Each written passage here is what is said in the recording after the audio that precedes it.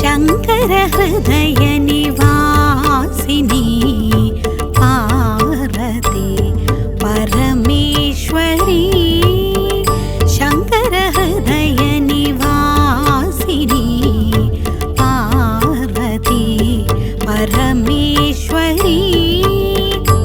జై జగన్మాత బగళాముఖి. ఓం హ్రీం బగళాముఖి వరదే సర్వసౌభాగ్యప్రదాయిని సమస్త భక్తానాం సర్వాభీష్టం సాధయ సాధయ హ్రీం ఓం స్వాహా.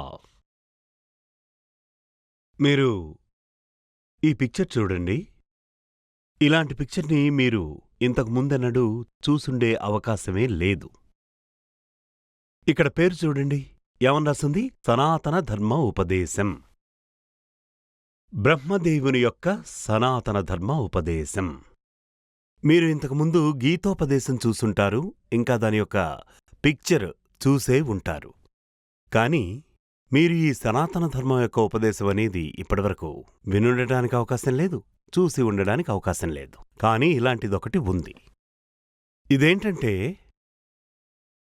పరబ్రహ్మస్వరూపిణి అయిన ఆ అమ్మ ఆదిపరాశక్తి యొక్క ఉపదేశం ప్రకారం బ్రహ్మదేవుడి యొక్క సృష్టిని ఆరంభించాడు.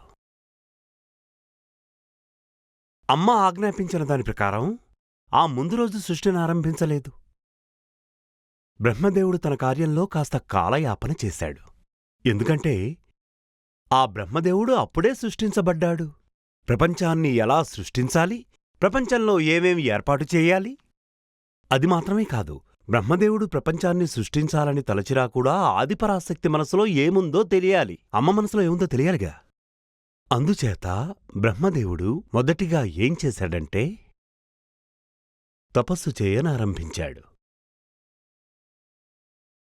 ఆ విధంగా బ్రహ్మదేవుడు తపమాచరించి అమ్మవారి మనసులో ఏముందో అంతా తన మనసులోకి ఆవాహనం చేసుకున్నాడు, అంతా అర్థం చేసుకున్నాడు.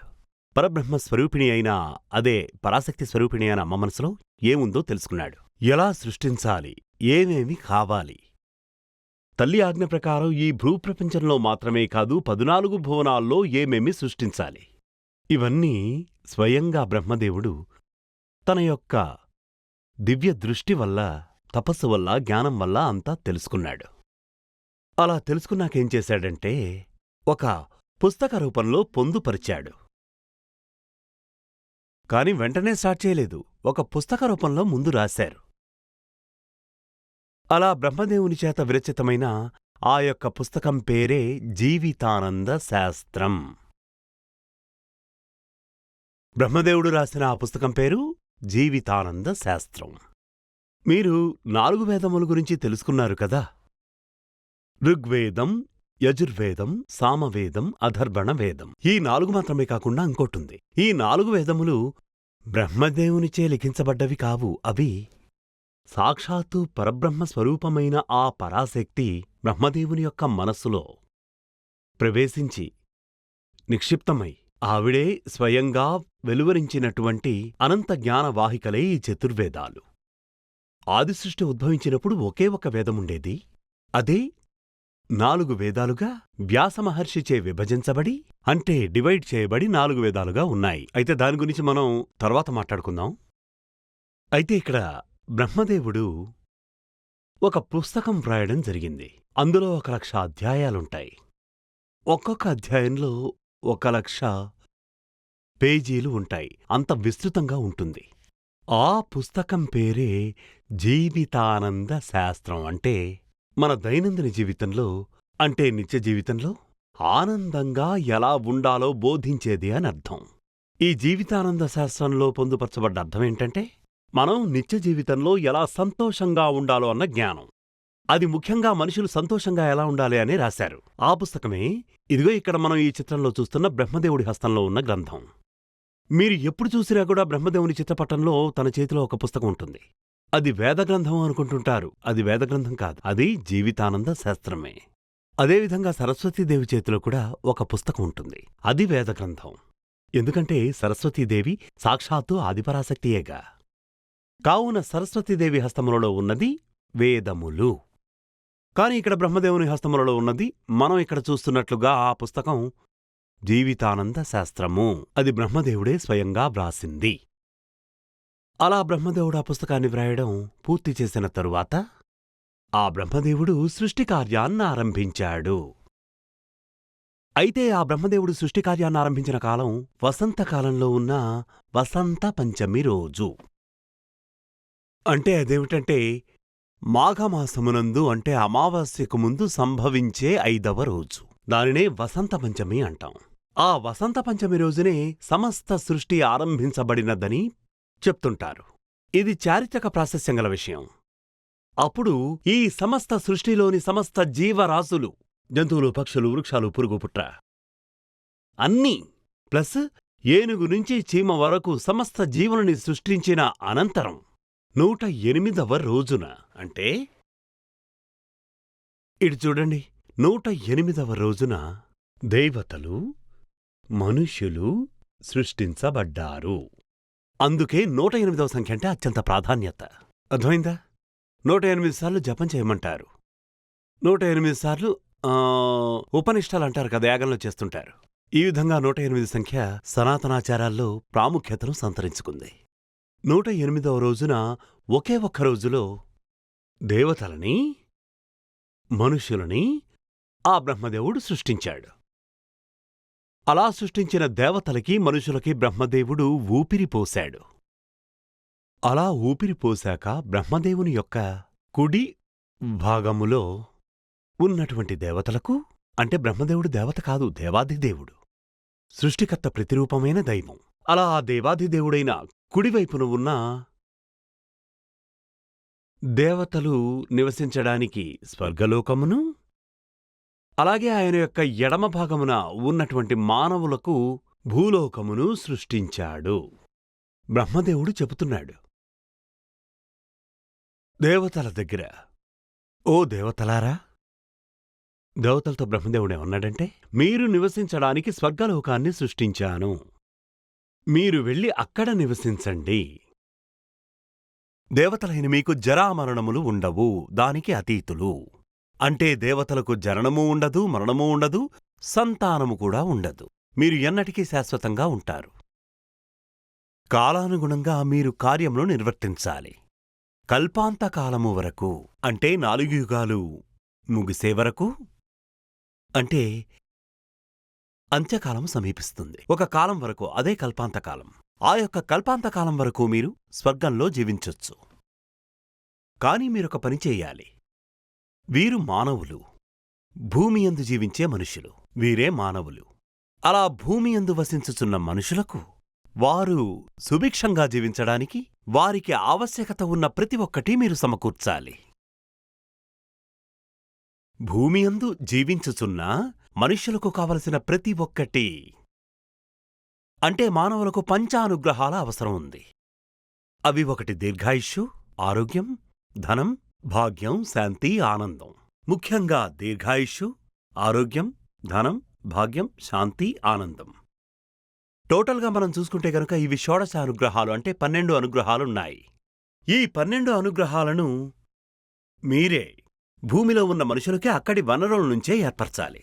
దేవతలైన మీకు నిగ్రహ శక్తిని అనుగ్రహిస్తున్నాను. అదేంటంటే ఆ మానవులను సృష్టించడానికి, లయం చేసుకోవడానికి కావలసిన శక్తిని మీకు అనుగ్రహిస్తున్నాను. ఈ విధంగా దేవతలను బ్రహ్మదేవుడు ఆజ్ఞాపించారు. అప్పుడు దేవతలు అడిగిందేమిటంటే, హే బ్రహ్మదేవా, మీ ఆజ్ఞ మేం శిరసావహిస్తాం, కాని మా కొన్ని సందేహాలున్నాయి. ఏమిటా సందేహాలు? మాకు తినడానికి భోజనం, ఆహారం అలా అడిగారు. అప్పుడు బ్రహ్మదేవుడు దేవతలనుద్దేశించి ఇలా అన్నారు, వెయిట్, ఆగండి. అలా వాళ్ళకి చెప్పి మనుష్యులతో ఇలా అన్నారు, హే సనాతనులారా. ఇలాగే పిలిచారు, హే సనాతనులారా.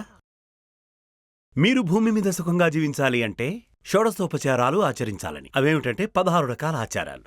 అందులో ముఖ్యమైనవి ఆ షోడశోపచారాలేమిటంటే నేను తర్వాత చెప్తాను. అందులో ముఖ్యంగా భూమి మీద జీవించాలి అంటే ముందే చెప్పడం జరిగింది, హే మనుష్యులారా, మీరు జీవించడానికి నేను భూలోకాన్ని సృష్టించాను. మీరు ఈ భూలోకంలోనే జీవించాలి.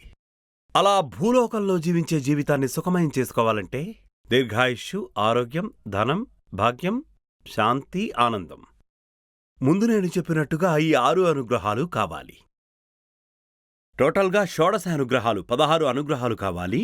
అందులో ముఖ్యమైనవి మీకు దీర్ఘాయుష్షు, ఆరోగ్యం, ధనం, భాగ్యం, శాంతి, ఆనందం. ఈ 6 అనుగ్రహాలు కావలసిందే. వీటన్నింటినీ మీకు ఇక్కడున్న దేవతలు అనుగ్రహిస్తారు. ఇప్పుడు నేను ఆ 6 అనుగ్రహాలను మీకిచ్చాను. కాని రేపు అంటే ఇక నుంచి ఈ అనుగ్రహాలను ఈ దేవతలే మీకిస్తారు. వారు మీకలా అందించాలంటే మీరు ప్రతిదినము దేవతలను ఆరాధించాలి. అలా ఆరాధించడానికి నేను మీకోసము పంచమహాయజ్ఞక్రతువులని సృష్టించాను. అలా పంచమహాయజ్ఞక్రతువులని నేను మీకోసం సృష్టించాను. ఇక ఈ దేవతల కోసం నేను స్వర్గలోకంలో కామధేనువుని సృష్టించాను. అలా దేవతలకు ఏమేం కావాలో సమస్తము ఆ కామధేనువిస్తుంది, ఒక్క ఆహారం తప్ప. కాబట్టి ఆ దేవతలకు కావలసిన ఆహారం పెట్టవలసిన బాధ్యత మీకు మాత్రమే ఉంటుంది. ఆ పంచమహాయజ్ఞము అనేది బ్రహ్మయజ్ఞం, దేవయజ్ఞం, పితృయజ్ఞం, భూతయజ్ఞం, గురుయజ్ఞం. ఈ 5 కార్యములు మానవులైన మీరు నిర్వర్తించాలి. ఈ పంచమహాయజ్ఞములు మీకు భూమి మీద కామధేనువులా పనిచేస్తాయి. ఇదే బ్రహ్మదేవుడు ఉపదేశించిన సనాతన ధర్మోపదేశం. మనకున్న పురాణేతిహాసాలలో అంతా ఈ ఆచారాల గురించే చెప్పబడింది.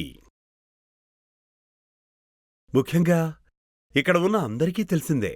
బ్రహ్మపురాణంలో ఏం చెప్పబడింది, విష్ణు పురాణంలో ఏం చెప్పబడింది, గురుపురాణంలో ఏం చెప్పబడింది, ఇవన్నీ నేను చదివిన పుస్తకాలే. ఇంకా ఇవి కాకుండా 18 పురాణాలున్నాయి కదా.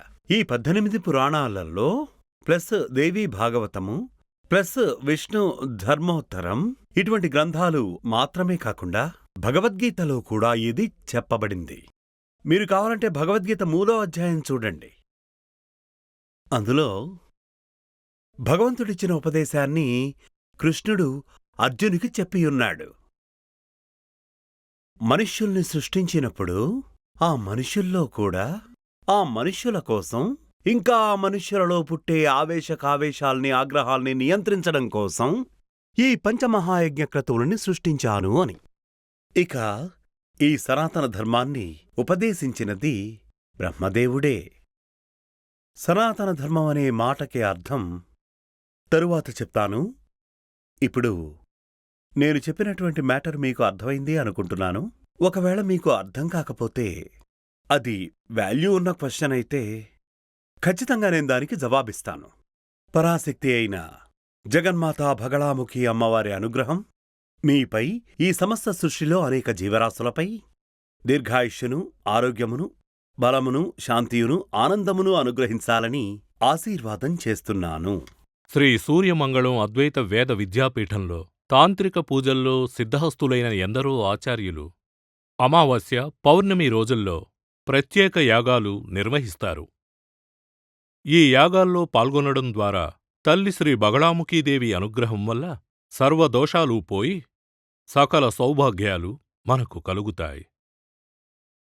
శ్రీ సూర్యమంగళం అద్వైత వేద విద్యాపీఠం జ్యోతిష్యం, ప్రశ్నలు, వాస్తు, తాంత్రిక పూజలు మరియు వేదయాగాలు నిర్వహిస్తారు. సంప్రదించవలసిన నంబర్ 7305442299 7305442299. చెన్నై, కోయంబత్తూర్, బెంగళూరు, హైదరాబాద్, విజయవాడ, ఢిల్లీ, ముంబై, తిరునల్వేలి, టెక్సాస్.